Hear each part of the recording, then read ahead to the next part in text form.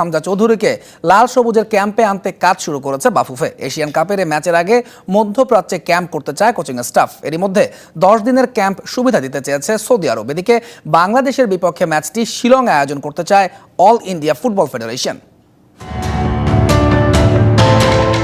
সম্প্রতি হামজা চৌধুরীর লাল সবুজের জার্সিতে খেলা নিশ্চিত হবার পর ইংলিশ প্রিমিয়ার লিগ আর লেস্টার সিটির দিকে নজর বাফুফের। এশিয়ান কাপের বাছাই পর্বে 25 মার্চ ভারতের বিপক্ষে বাংলাদেশের প্রথম ম্যাচ, তাই ক্লাব থেকে কত লম্বা সময়ের জন্য ছাড়পত্র পায় হামজা, সেই চেষ্টাই বাফুফের। প্রথমতে জাতীয় দলের ম্যাচের জন্য 72 ঘন্টা আগে ছুটি পান ফুটবলাররা। তবে 15 মার্চ ইপিএলে ম্যানচেস্টার সিটির বিপক্ষে লেস্টার সিটির শেষ ম্যাচ, তাই আগে ভাগেই হামজাকে পেতে চায় বাফুফে। তার ক্লাব এবং তার এজেন্ট যারা আছেন তাদের সাথে আমাদের জিএস সাহেবের দপ্তর নিয়মিত যোগাযোগে আছেন। It will take some time, but আমাদের তরফ থেকে আমরা অলরেডি আমাদের ইচ্ছাটা পোষণ করেছি, এবং যখন আমাদের কোচিং স্টাফের মাধ্যমে আমাদের টোটাল প্ল্যানটা ফাইনালাইজড হয়ে যাবে, আমরা সাথে সাথে প্ল্যানটা তার ক্লাব এবং তার সাথে অবশ্যই শেয়ার করবো। দেন ইটস দেয়ার ডিসিশন।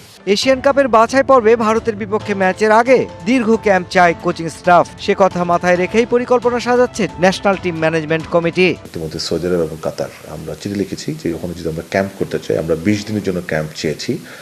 কাতার থেকে এখন আমরা কোনো উত্তর পাইনি, তবে সৌদি আরব থেকে বলেছে যে প্রাইমারি 10 দিন ওরা দিতে রাজি হয়েছে। আমরা এখন নেগোশিয়েট করে দেখছি যে আরও বেশি কিছুদিন পাওয়া যায় কি যায় না।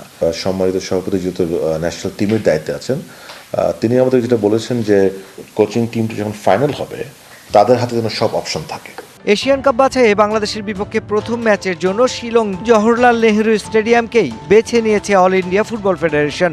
এজন্য এফসির কাছে আবেদনও করেছে তারা। এএফসি ইন্সপেকশনটা পজিটিভ হবে এভাবে ধরে একটা প্ল্যান করে ফেলেছি। ইতিমধ্যে আমরা শিলংয়ে যাওয়ার রুটগুলি চিন্তা করেছি। সম্মানিত সভাপতি ভারতীয় হাই কমিশন অফিসিয়ালি চিঠি লিখেছেন আমাদের সকলের ভিসা প্রসেসের জন্য স্মুথলি হয়, এবং আপনি যেন খুশি হবেন যে দূতাবাস থেকে আমাদের অত্যন্ত পজিটিভ ফিডব্যাক দিয়েছে এবং সে কার্যক্রম ইতিমধ্যে শুরু হয়ে গিয়েছে। আপাতত স্প্যানিশ কোচ হাভিয়ার কাবরেরার হাতেই থাকছে জামাল তোপুরা। পুরো কোচিং স্টাফের নাম ও সংখ্যা আর ক্যাম্পের দিনক্ষণ সবকিছু চূড়ান্ত হবে চলতি মাসের শেষ দিকে।